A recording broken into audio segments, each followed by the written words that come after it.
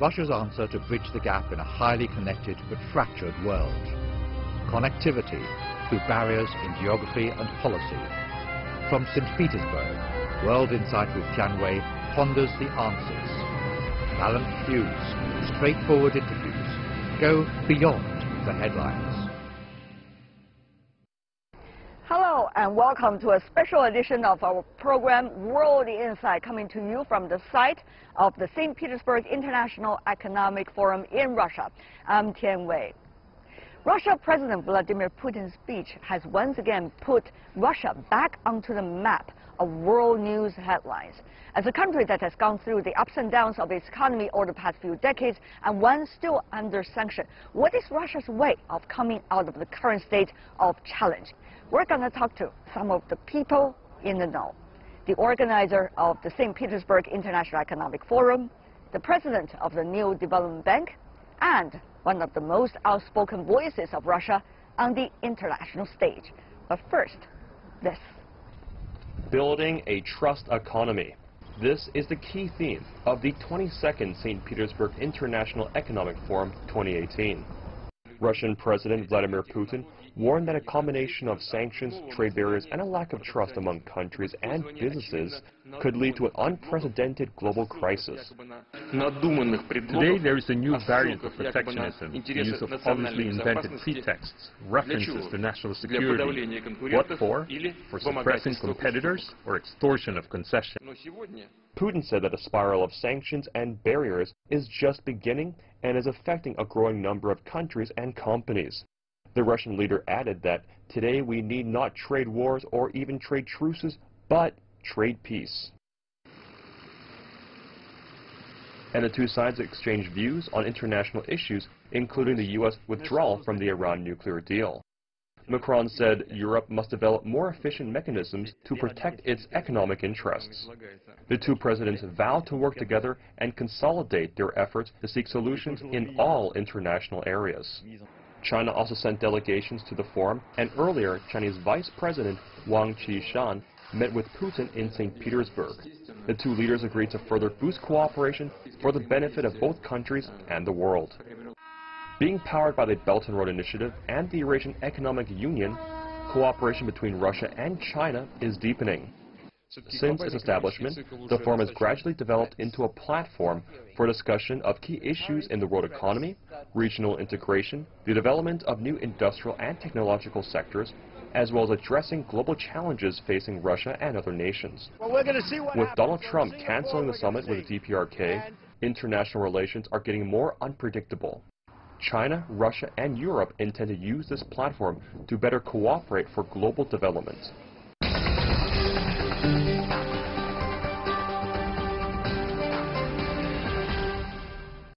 Russian President Vladimir Putin's words not only put Russia back onto the map of world headlines, but also showing his utmost support to the St. Petersburg International Economic Forum. Among those who are proud of this, of course, is the organizer of the forum. I've been talking to Dmitry Mikailov, who is the deputy director of the Roscongress Foundation, the one that has been organizing the forum for the past 10 years. Let's listen in.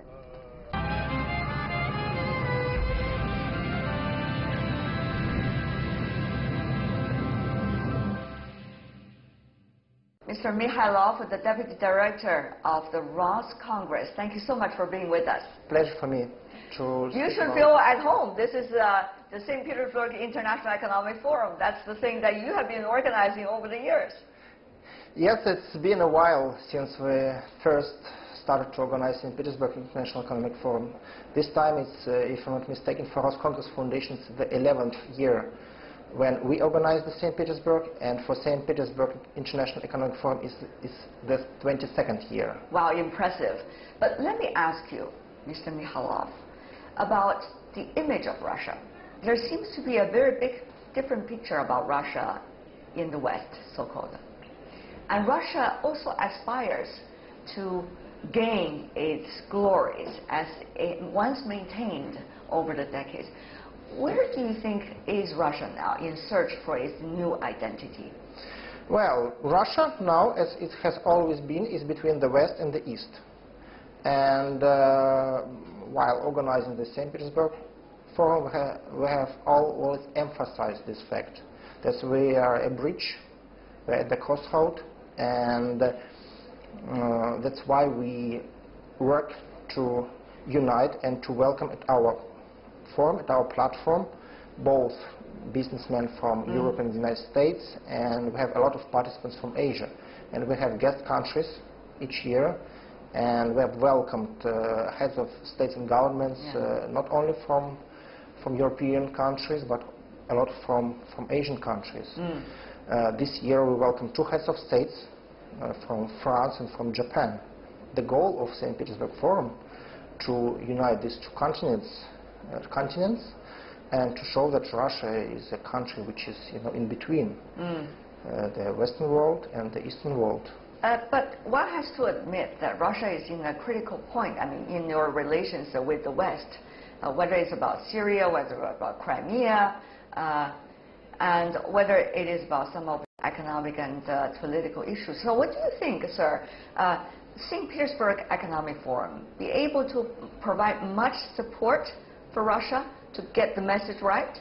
Well, we have a lot of business participants coming to St. Petersburg Forum, and in spite of some political tensions, business always come to our forum. And the number of participants from European countries, even from the United States, is large.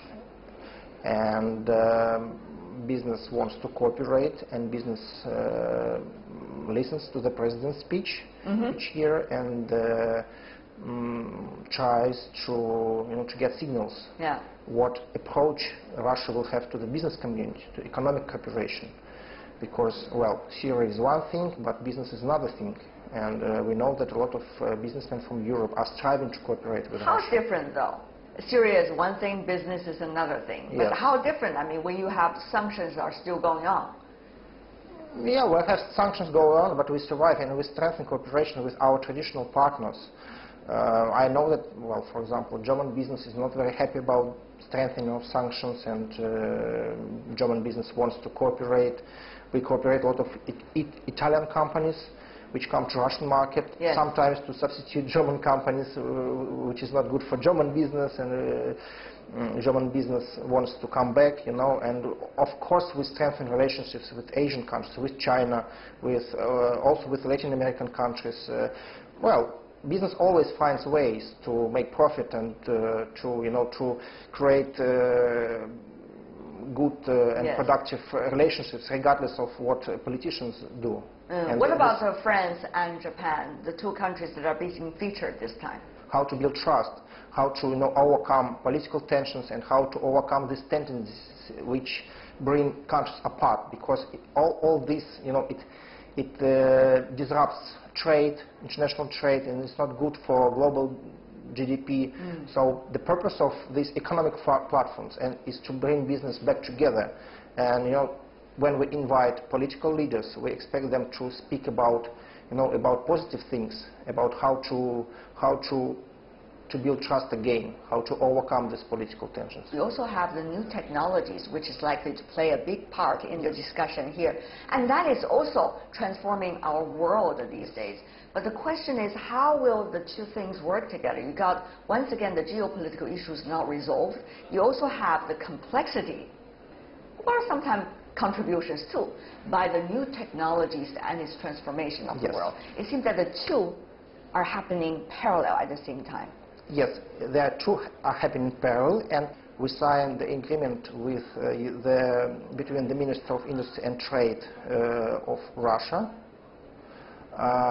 and between the Minister of Energy and Industry of United Arab Emirates, with participation of United Nations Industrial Development Organization. It's about holding the global manufacturing and industrialization summit in Russia next year in 2019 under the aegis of UNIDO and in cooperation with United Arab Emirates. They created this platform last year. This summit was held first in Abu Dhabi in 2017. In 2019 we'll have the second summit in Russia, in Yekaterinburg, an industrial center of Russia, and it's about how industry can contribute to the United Nations Sustainable Development Goals, by promoting fourth industrial revolution technologies, and etc. So this is answering your question about industries, about new technologies. We also create platforms with Roscongress and with our government to unite manufacturers and to discuss how new technologies can contribute to the global goals. Well, it all sounds beautiful, but as you may know, contracts may not necessarily going to solve everything, particularly some of the bigger issues. Yes. So now the question has come to us that when you have economic and trade ties, not anymore will be the absolute basis for future relationship.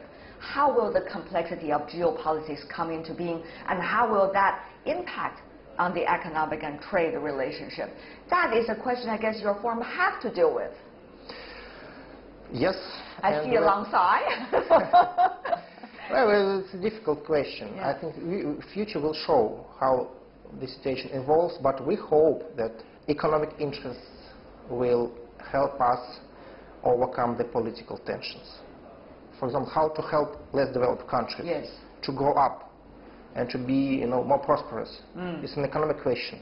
And only by uniting political will we can do that.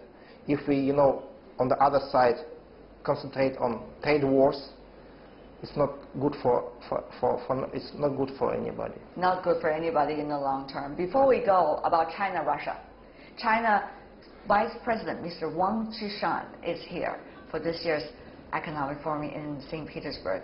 Meanwhile, you also have a very impressive Chinese delegation. So how will this platform serve as a real platform for China and Russia? Concrete cooperation, not just talk, but really concrete cooperation, sir. Through signing agreements, through having, very personal negotiations, through doing the interviews as well, because you take interviews from some business figures and political figures of Russia, and you send messages to your countries. I think all this contributes to very practical cooperation. It's like, the cooperation takes place throughout the year. Yes. But this is a very concentrated point here, 2 days when people can give messages, have very personal negotiations, because they're all here at the same time. Yes. And it's very important, sign agreements. More than 450 agreements were signed last year at the St. Petersburg Forum. We are working to give participants an opportunity to talk together. We have a lot of business networking platforms, negotiation areas here. So it's, I think it's all contributes to it. I think you guys work very hard, particularly with Russia these days attracting ever more attention. Well, thank you so much, sir, for being with us and also talk to us on CGTN. Thank you, sir. It was a pleasure for me. Thank you for inviting me. All the best. Thank you.